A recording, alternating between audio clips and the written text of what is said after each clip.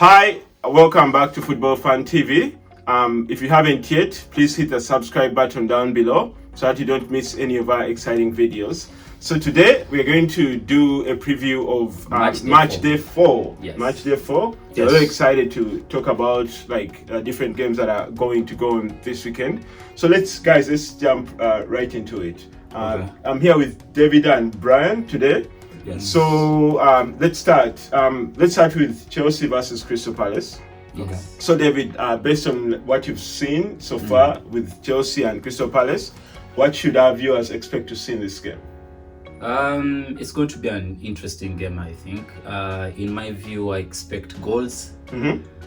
It's so surprising that so far right now, the start of this Premier League has brought up so many goals that there's a match day, I think it was match day 2, we had over 44 goals. So you can actually tell that we're still going to see more goals. So I expect to see, with Chelsea right now, they're having some players back. Christian Pulisic is back.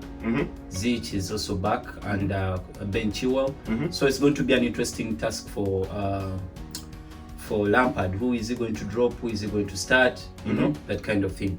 But for Crystal Palace, expect the same. They're going to frustrate Chelsea because they know Chelsea has the better players on the ball, and you know they possess the skill. But when they get to that ball, like the way you saw what happened against West Brom, every time West Brom won the ball, it was a threat. It's a threat? Yeah, so I expect that to happen again. It's going to be counter-attacking football for Crystal Palace with Zaha and Ayew and Townsend. Once they win the ball back, they're going to just try and hit it long and make sure that they get it to the forwards as fast as they can. I see. So let's get Brian in. So Brian, what do you think about this game? Like, what should people expect to see, basically? I think Crystal Palace is going to take out of the confidence of West Brom getting like 3 goals against, Chelsea. Right now, Crystal Palace seems a little bit more settled than Chelsea. I want to say that with what's the Senegalese guy who sits in the back with Mohamed Kouyaté. Now they form like that formidable back line. They were decent against what was the last thing they played? Everton. Yeah. They looked really decent, and they used to with Ayew and what's his other name? Zaha creating the havoc in front there. I think Everton is quite McCarthy and MacArthur are sitting back in the midfield. So those guys have been they really played well. I noticed them against United because United's midfield was so invisible against them, and they overtook that. You're like, oh my God, who are these guys, McCarthy and MacArthur? So I expect Crystal Palace to get actually a result out of it. Okay, a result out of it. So David, do you think that like Chelsea's new goalkeeper Mendy is going to start this game, or will he go with Caballero? He really has to start him, because we saw him in midweek. You could see he's a lanky, tall, long-armed keeper, and in such a game, I expect him to start. Who else would he start? Because I don't expect Chelsea's backline to prevent any counter-attacking goal threat, really. So with him, at least I think they have a little bit of composure in that department. But also one threatening thing for Chelsea is that they have conceded 6 goals already.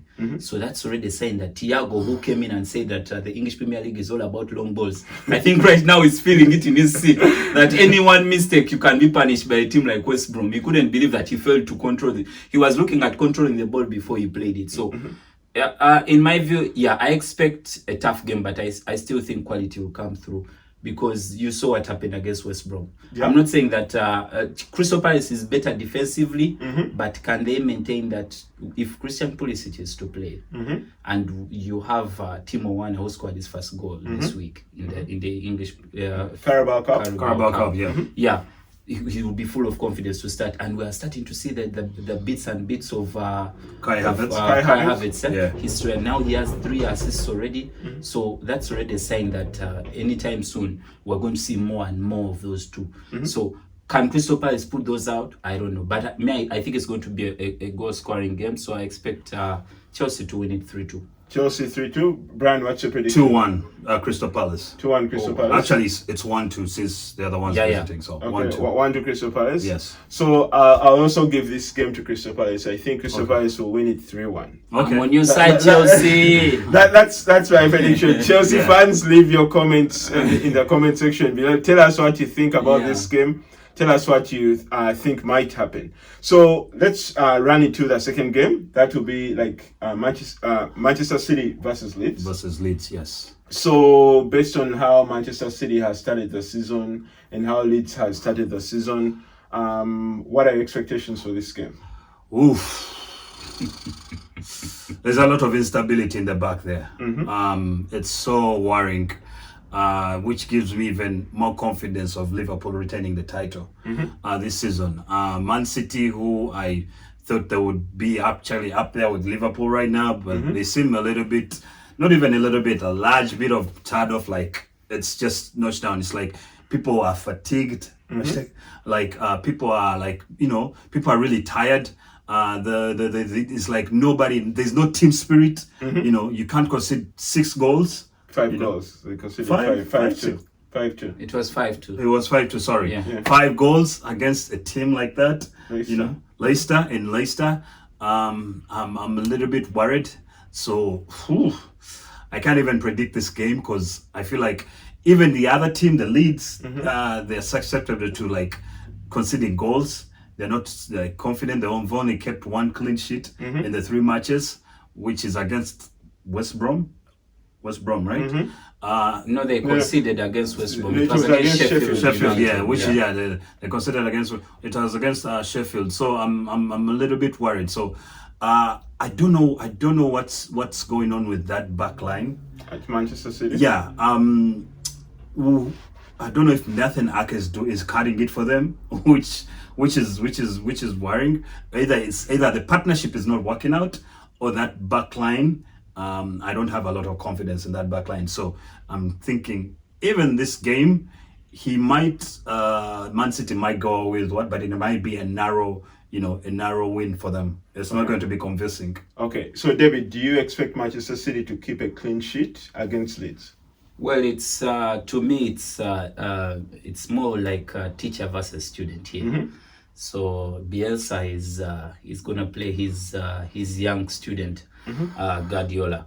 But not to take it away from Man City, people need to understand that it was Leicester City. Leicester City won the Premier League before. Leicester City has very formidable players in there. They came with a structure. If you saw the post-game interview of Rodri, Rodri came with an excuse that I don't know why we are suffering. Teams are waiting and waiting and waiting, and then they get a bit of luck and score.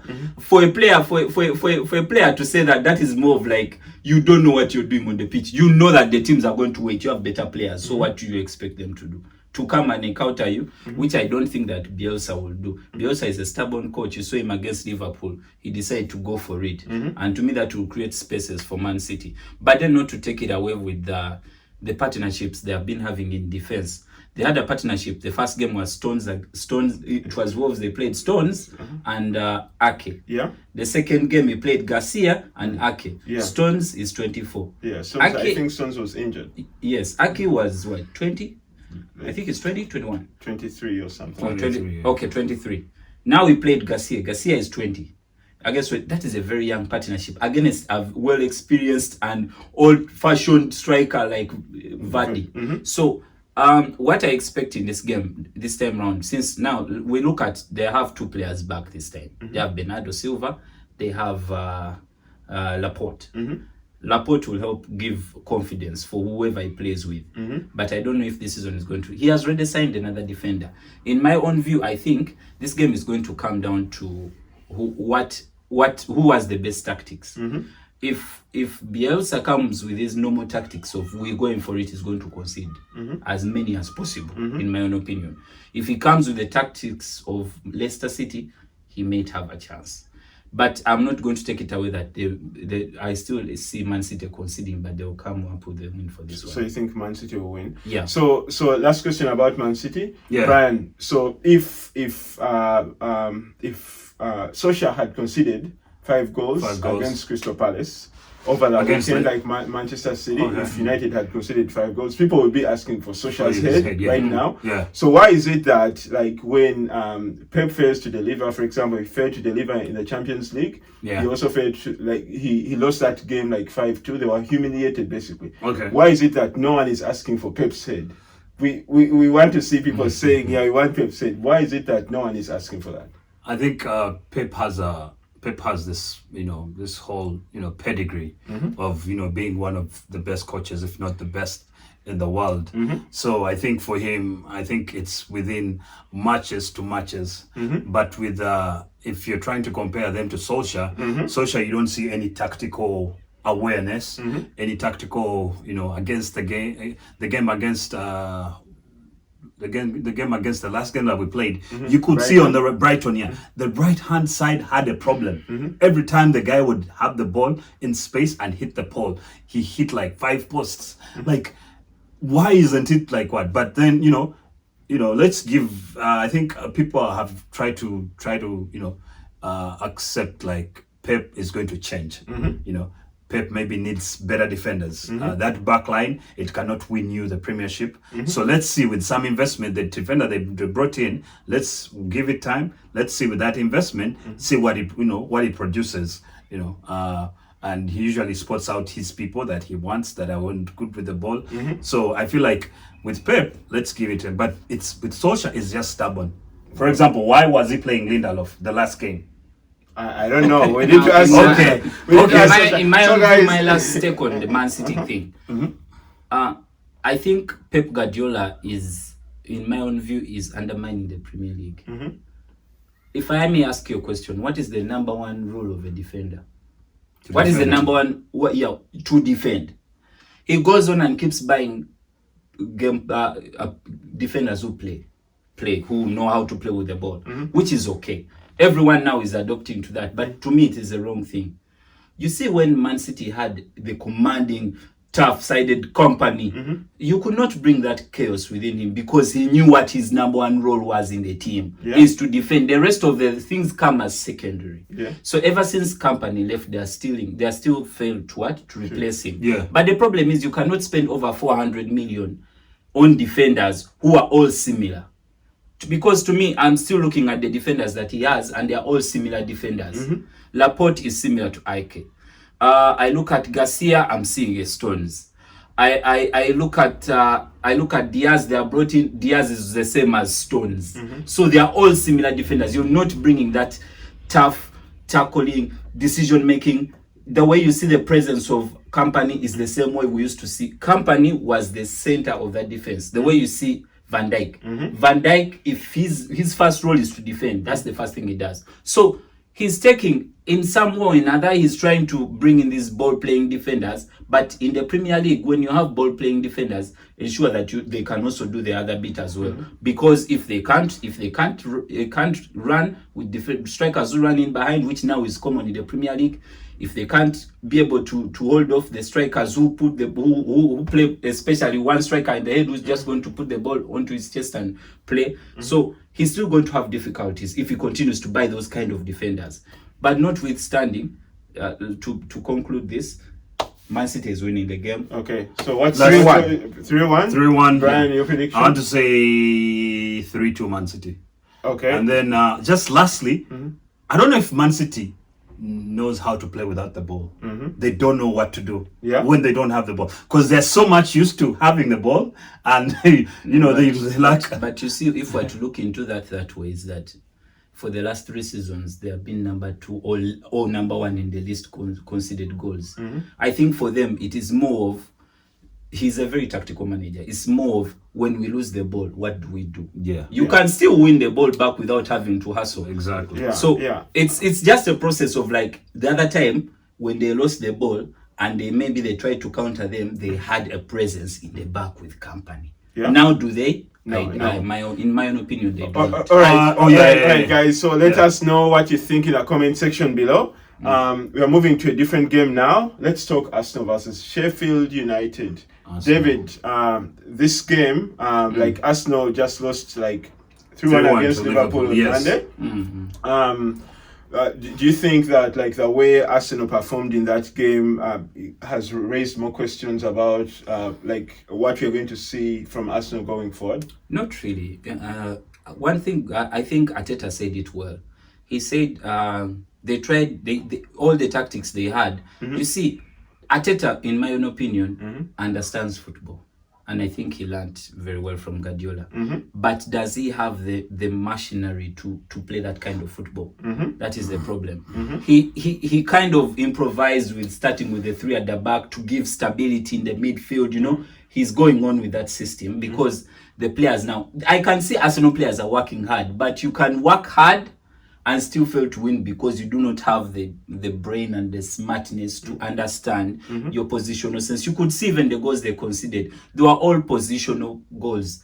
Bellerin is absent-minded. He's a full back, stroke wing back, and he doesn't know where Mane is. So he tacks in. Then Robertson is all the way on his own. So there were just mistakes because there was no positional awareness. But in terms of structure, how do we play? He has all that in mind, but he does not have the players who can understand that system. So I think he's doing a good job. The only problem that I have with Arsenal is that I keep saying it's still the start of the season. Arsenal players tend to switch off towards Christmas. So I don't know what their mentality will be this time. So I'm not taking it out that everyone is going to be outplayed by Liverpool. Let us say that really. Unless you're going to come with a strategy that is going to frustrate all those players and stop them from playing. But in my opinion, they were in the game. Though in the first half, I think because of positional sense. Because I think when they scored, they pulled a little bit back. They didn't press Liverpool because now they knew they had a goal. But that is very dangerous if you do not have that positional awareness. So I think, like I said, I think Arteta, for me, he's doing a very phenomenal job in that. So Brian, Sheffield United has lost 3 on the bank. Yes. And like I think from like the lockdown up to the start of this season, they haven't been playing really well. Yeah. So do you think this is going to be a walkover for Arsenal? I wouldn't want to say walkover, but obviously I see Arsenal getting all the 3 points out of this game. Sheffield, they were like the biggest part of last season. They were so organized. You could tell the kind of football they're playing. Their formations, it's like everybody was meant to be in that position but now I don't know, they have switched off. It's just I don't know if there's injuries that are happening in the teams, but I would say last game of Arsenal is not a good specimen because everybody's going to struggle with Liverpool against Liverpool, because of the quality that they have. With me, the problem that I have of Arsenal is that lack of flexibility, because you did see how wasteful Lacazette was, and I don't know, like, why isn't it like the coach says Oba, go in the middle, because I feel like if Oba had 3 chances, he would score 2, right? That lack of what? Because why doesn't Oba play through the middle? I'm still asking that question. If Lacazette is not scoring those goals, why doesn't Oba just go in the middle and provide the goals? Because Oba has been the main man all along, But now things are falling to Laka. He's the wrong guy to trust, Well, so I think you could say that, Lacazette has played like 3 games this season, and he has scored 3 goals. He had scored at least a goal in this game. I know that, in the Liverpool versus Aston game, he had to take those chances, and those chances mean the difference between getting a point or going away with exactly. So I mean, we have to ask exactly. Imagine if Oba was the one in the middle. I think Oba could take 2 chances. I think he'll be able to take at least one. But in my own opinion, like I said before, the way the system that Arteta is using, like I said, he's using a system where he wants the way he wants to play, but doesn't have the machinery. Arteta is trying to have Oba come in from the left-hand side because he prefers him running in behind. And if you notice, even before Lacazette got the chances, if it wasn't for Ceballos to come into that game, would not have any chance because Ceballos then came in with that direct ball, through balls in for Laka, the 2 balls that he gave Laka. Yeah. So I think, like I said, he doesn't have the machinery. So if he's to put Oba there and those chances don't come, that will be frustrating. But having Oba coming in from the right, where he knows maybe he will have a Zaka, Saka on the right, just spinning that ball in behind the defenders, it is easier for him to get through to that. But when he's in the middle, remember that with that system they're playing, most likely they're going to be playing a striker who has to be on his back all the time, trying to hold up the ball for the rest. And that is not Oba's. Oba loves to run in behind, get the ball, and then run in. So it's I understand why he's doing that. But to go to just give a view about Sheffield United, I remember before the season started, we had our first preview, and I told you that to me, in my own opinion, Sheffield can't be two season lucky because the amount of energy they use while playing the game is quite astonishing. It cannot go on every single, and you'll be found out because they play the same thing every game. And if you have noticed, they're having problems. Like it seems like Moset is off because they depend so much on that deep defending and then a ball. Yeah, they counter-attack through Moset and McGoldrick. Yes. So without that, they are struggling, and then also the goals they have conceded. If you see the goals they have conceded, now they really miss Dean Henderson in that goal. Yeah. So I think they need to go and ask United on their knees, maybe to give them a Romero for now. But they are struggling in that back line. In that, even when they played well against Leeds, they held Leeds, they still conceded.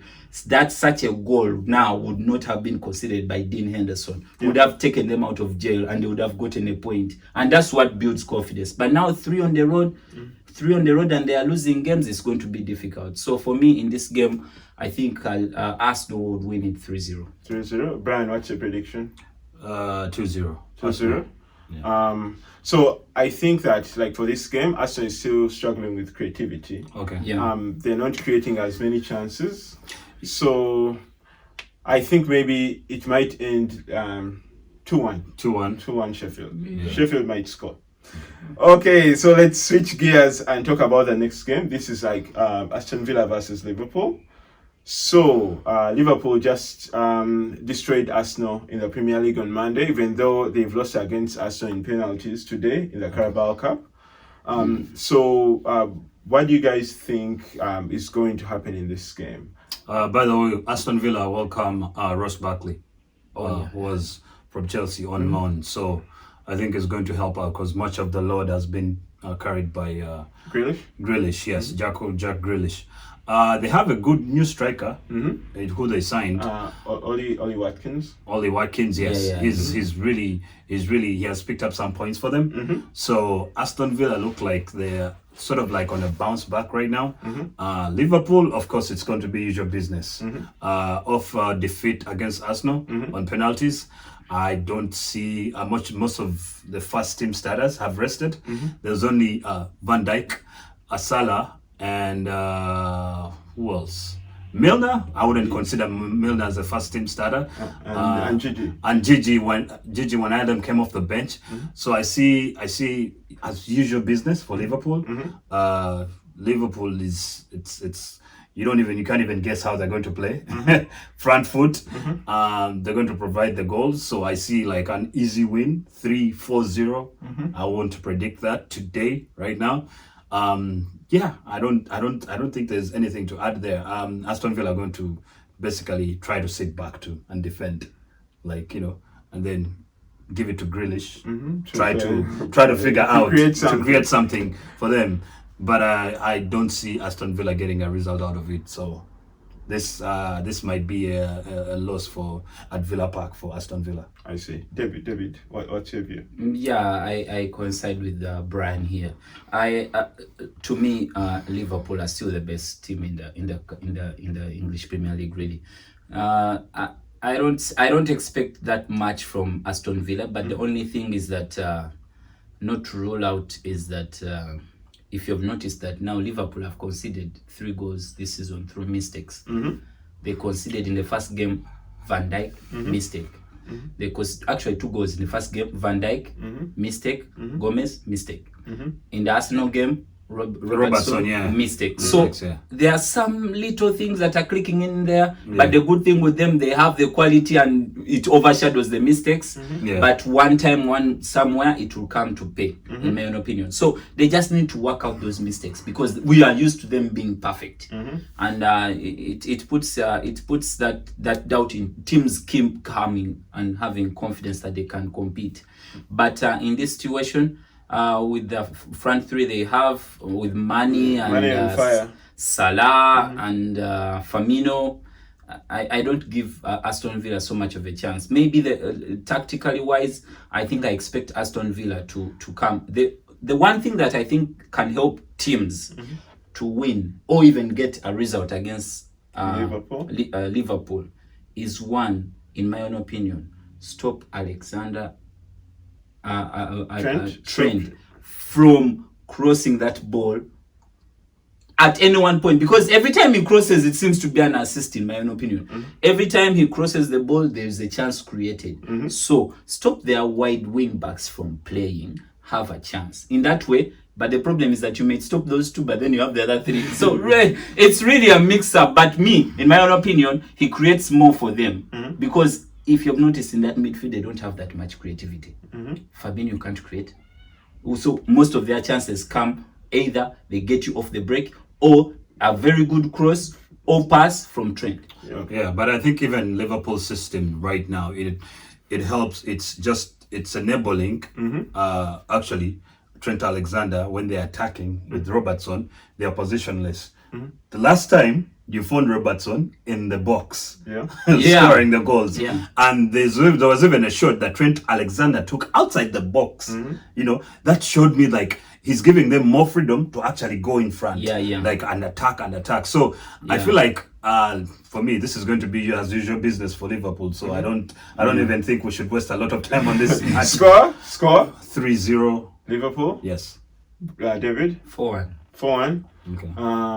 4-0 Liverpool. Okay. So now let's switch gears and talk about that game. How we started last week and we're like, score against Leicester City and must 3-0. What happened?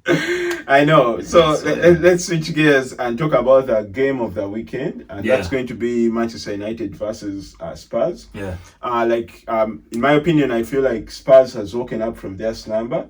They seem to be playing very good football. They're scoring goals. I think today they scored seven goals actually against Maccabi Haifa. Against Maccabi Haifa. Yes. And Mourinho wants to prove a point against United. Yeah. So in that game, he has already started his mind games against Solskjaer. Yeah. You know, you remember how Solskjaer was like, if Mourinho was here, he would have measured that because it was the size of the goal. The size of the goal against after United narrowly, actually, luckily. I don't even want to call it survived, because I've never seen, in my days of watching football, I've never seen a situation where they blow the final whistle and then they call you guys back to so this is why actually the funny thing is that I did some research and it happened in the German Bundesliga. The game was almost halftime. I think it was Leverkusen and I don't remember the other team. The referee blew the halftime whistle. The players went into the dressing room for halftime. But there was an incident, so the VAR last season, VAR communicated and said there is an incident, you need to check out. He looked at it while these people are in the dressing room and then noticed that there was a foul in the box. He called the players back, put them on the pitch, took the penalty, called the halftime again, then they went back. It was so interesting. You need to look at it, because I was trying to check. I was like, has this ever happened before? And I was amazed. I could not believe it. But to take on what Brian has said, it's going to be a very, very interesting game. To me, without taking any doubt out of this, it's going to be a tactical mindset from Mourinho. And I think Mourinho is going to do the same thing he did last time when we played them against just after lockdown. He sat back and gave United the ball and he said, you have the ball. We know you will make a mistake. And boom, it happened and Bergwijn scored. And were jailed out by a penalty. So I still have my doubts about Ole's tactical awareness, because there are games that you see. I've never seen a manager that comfortable. Have you? If Mourinho, a all season guy, is on the team, this guy is always on the chill, enjoying. He's like, I'm a Manchester United coach. Manager, my bad. So, I think, not to cut you off, but to me, I think Ole is lacking a tactical flexibility in terms of what to do. Like against Brighton, who actually possessed a lot of the ball, which was so surprising, Brighton to possess against us. Because I think even if teams are going to beat United, let them watch the Brighton game. Let them pick something from the Brighton games, because it's like you can actually outpossess United, even if they have better qualities on the other side. So teams are going to come in with a lot of confidence. Even the non-name players, they're going to be like, if Brighton can do it, why not us? And then the lack of, this guy is not flexible. The lack of, it's only like I don't know, it was like the 80th minute that then decided, Bain is needed in this game, which to me was like, oh my God, if I can see like 60 minutes in, or even 50, then why not what? Because these guys were playing a 3-4-3, and it left an extra man who was free. Wan-Bissaka, who I've seen play his worst game in a United shirt. Zero position. He was zero positional sense and zero awareness in terms of what. And even I'm wondering, who is the captain? Why is somebody having a ball at the right hand side alone? Who is supposed to be with him? And on. I was like, oh my God, it was so frustrating. I'm like, am I watching the United game or I'm watching Leeds? Well, so I think that like in this game, United, like, because it's a big game and because like if they lose so badly, there'll be like huge consequences in the news. Like everyone will be talking about like the lack of transfer business, and like all the things that are happening off the pitch. So I think United will come, like they'll be up for this game. It won't be like what we saw like in United versus Brighton. Me the only but like to contrast what you guys just said, that like Mourinho will just sit back. I don't think he'll sit back. Yeah. Spurs is very motivated. If you saw how they played against Newcastle, they played really well. They attacked. But was not counter-attacking. Yeah, but they weren't able to take their chances. I think in this game, the only advantage is that there's likeliness that we'll not be able to see Heung-min Son. Because of the injury, hamstring injury. But not to take it away from what I think tactically is going to happen. I expect him to play a very frustrating game. So if he's going to play a very frustrating game, that falls in the hands of Tottenham, because if you've noticed, Manchester United in the last 3 games have been losing games constantly in through the midfield. Pogba loses over like 10 games within just 30 minutes, which makes it even more annoying for any team. So if I'm a coach, why don't I let you play? Because I know you're going to give me back the ball. So I think that's why I keep asking myself. Even last weekend I asked you when they were playing Brighton, what does Manchester United do in training? Do they play with the ball or they do some? Because in my own opinion, in only way the teammate have a little bit of is to play maybe Matic and tell Matic not to move, and tell Matic to just not to be playing alone a lot with the ball, just play it and move. Or he either plays Matic and another midfielder in there, then maybe Pogba on the right or something. He needs to figure it out. But don't be surprised. He may, he may shock us and decide to go with 3 at the back. You never know. So this game is going to be tight. So in my own opinion, I'm going for a draw. Yeah. With me, like, to take it off, I don't think we can even play 3 at back, because I don't even know if we know how. The last game we tried playing it was against Chelsea. And what happened? They kept on coming and coming. I want to say, to me, it might be like a 2-1.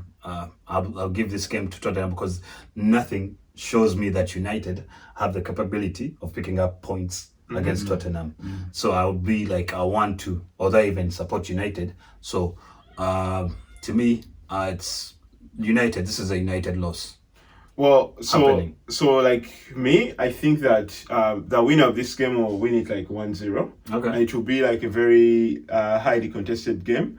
So I think that United might nick it 1-0. Okay. If United doesn't nick it 1-0, Spurs will nick it 1-0. Oh, by the way, there's even a chance that Reguilon might appear either on the bench or start because he was in the midweek fixture in the EFL. Really good. He played really good. So yeah. Well, so let's wrap it up. Okay. I just have two last questions for you guys. Okay. One is, Brian, what's your take on the new look Everton? Do you think they will be able to keep this thing up? They've won 3 on the bank. Okay. Should we expect them to continue playing like this? I think they're going to continue playing like this. With James, he has revitalized that front line, and he has showed this new striker. What's his name? Calvert-Lewin. Yeah. What's Calvert-Lewin? No, not new. Like, sorry, he has actually woken up. Yeah. It's like Calvert-Lewin is like Lewandowski right now, scoring goals back and forth. He has like 8 goals right now. So and then what he has done, he went out and bought Alan, who's to me, who's like the acquisition of the season. Yeah, but he got in the Premiership. Week, so I don't know if he'll play though. Okay. And then he has Doucouré. He has Gomez, who is exciting to me. Yeah. I don't even know why teams don't look at him because he's good with the ball.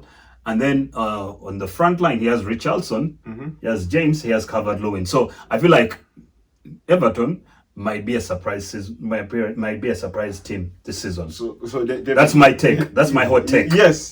David, should we expect Everton to be in the fight for top 4?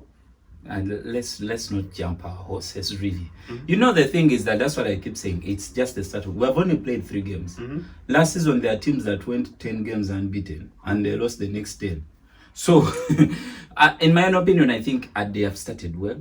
But can they keep that team? Because I have a feeling anyone injury in that team is a very big. Not that I'm saying that it will affect them. But James has changed the way this team plays in terms of his assistant productivity up front. Because now he's making Calvert-Lewin look good. I think, to me, Calvert-Lewin was only lacking one thing in his game: goals. And now he's getting goals. And if you keep giving strikers goals, the confidence, because now we got a call up on the England team. So he's now confident, he's playing with confidence. Every game he plays, he knows he's going to score because he has players who can provide to him right now. So I expect Everton to continue. They have a very good manager, it's Ancelotti. I think he's giving him the confidence. You know, last time he said that I think he's going to score 20 goals this season. Now already Calvin is like, I have 8. Now you want 12 more? I got your back. Yeah. So I think, for sure, Everton look really good. The only thing that I have an issue with such teams, especially teams like that,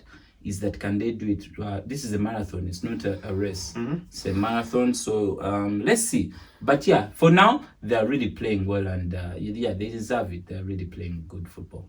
Well, there you have it, guys. You've heard from the experts. So experts. let's wait and see what happens over the weekend. Yes. If you haven't yet, or if you just joined us in the middle, please don't forget to hit the subscribe button here, there, or down below. Yes. And please like and share this video with all your friends. Yes. Thanks for watching. Yeah. Everybody have a good weekend. Thank you. Good weekend. Hi. Thank you for watching Football Fan TV. Please subscribe to this channel for more exciting content. You can also follow us on Instagram, Facebook, Twitter, and Reddit. Don't forget to leave a comment or like on this video. Thank you.